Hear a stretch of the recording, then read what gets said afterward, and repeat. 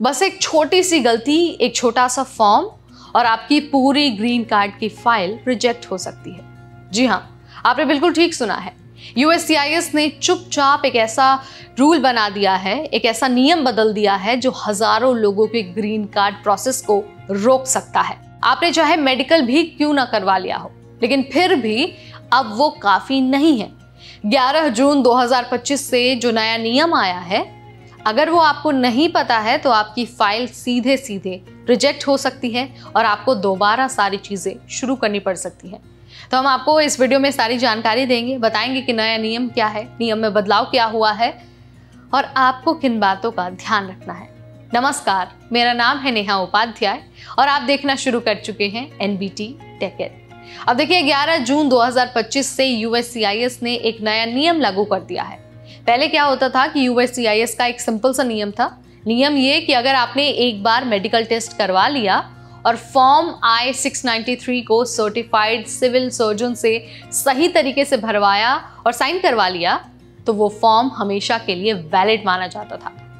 मतलब अगर आपकी पहली एप्लीकेशन रिजेक्ट भी हो गई तो उसी पुराने मेडिकल को दोबारा आप अपने नए एप्लीकेशन में यूज कर सकते थे।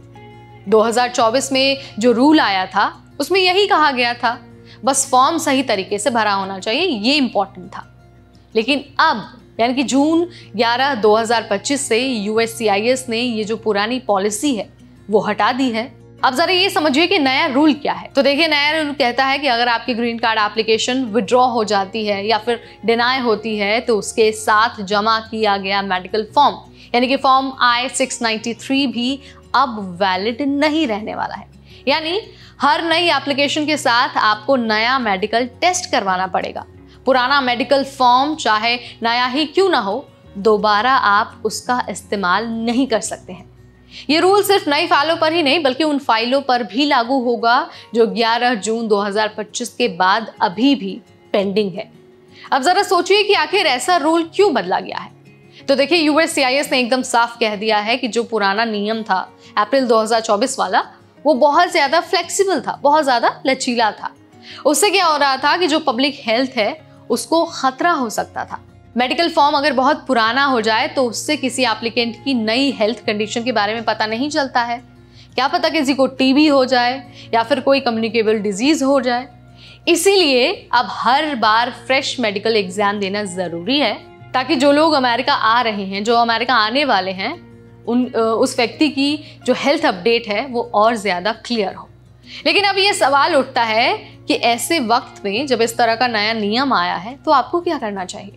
तो देखिए, अगर आपका पिछला ग्रीन कार्ड एप्लीकेशन डिनाई हो गया है या फिर विड्रॉ हो गया है तो आप क्या कर सकते हैं, नया फॉर्म भरने से पहले फिर से मेडिकल टेस्ट करा सकते हैं। कराना ही आपको होगा। आप किसी भी सर्टिफाइड डॉक्टर से टेस्ट मत करवाइए, सिर्फ उसी डॉक्टर से टेस्ट करवाइए जो USCIS सर्टिफाइड सिविल सर्जन है। फॉर्म I-693 को सील बंद लिफाफे में यानी कि जो सील्ड एनवलप है उसमें लेना है। USCIS को वही एनवलप भेजना होगा। और हाँ, मेडिकल फॉर्म के साथ साथ जो आपका वैक्सीनेशन रिकॉर्ड है वो भी अटैच करना है। कोविड की वैक्सीनेशन हो गई या फिर जो हेपेटाइटिस की वैक्सीनेशन हो गई या फिर जो MMR की वैक्सीनेशन है उसका जो रिकॉर्ड है आपको वो भी अपने एप्लीकेशन के साथ अटैच करना है। USCIS कभी कभी ऐसे एप्लीकेंट्स से भी मेडिकल मांग सकता है जो मेडिकल एग्जेम्प्ट होते हैं। यानी अगर उन्हें ये लगता है कि कोई पब्लिक हेल्थ कंसर्न है तो वो मेडिकल रिपोर्ट मांग सकते हैं। अब देखिए, जो सिविल सर्जन की लिस्ट है ना वो आपको USCIS की वेबसाइट पर मिल जाएगी। स्टेट और जिप कोड डालकर आप आराम से ढूंढ सकते हैं। मेडिकल करवाने के बाद ध्यान रखना है कि आपको कोशिश करना है कि 60 दिन के अंदर अंदर आप अपना एप्लीकेशन फाइल कर दीजिए, क्योंकि मेडिकल की वैलिडिटी 2 साल तक ही मानी जाती है। पर कुछ केसेस में ये जो एप्लीकेशन की वैलिडिटी है वो जल्दी भी एक्सपायर हो सकती है। तो भाई, ये था पूरा अपडेट USCIS के नए मेडिकल फॉर्म नियम के बारे में। अगर आप ये स्टेप्स फॉलो करते हैं तो आपका प्रोसेस बहुत स्मूथ रहेगा। अदरवाइज छोटी सी गलती की वजह से भी आपका जो पूरा फाइल है वो रिजेक्ट हो सकता है। तो वीडियो अगर आपको पसंद आया है, इन्फॉर्मेटिव लगा है तो इसे लाइक और शेयर करना बिल्कुल ना भूलें। Immigration, study abroad, work abroad और डिपोर्टेशन से रिलेटेड हर छोटा बड़ा अपडेट, हर छोटा बड़ा पॉलिसी चेंज हम आपके लिए लाते रहेंगे सिर्फ और सिर्फ NBT Tech Ed पर।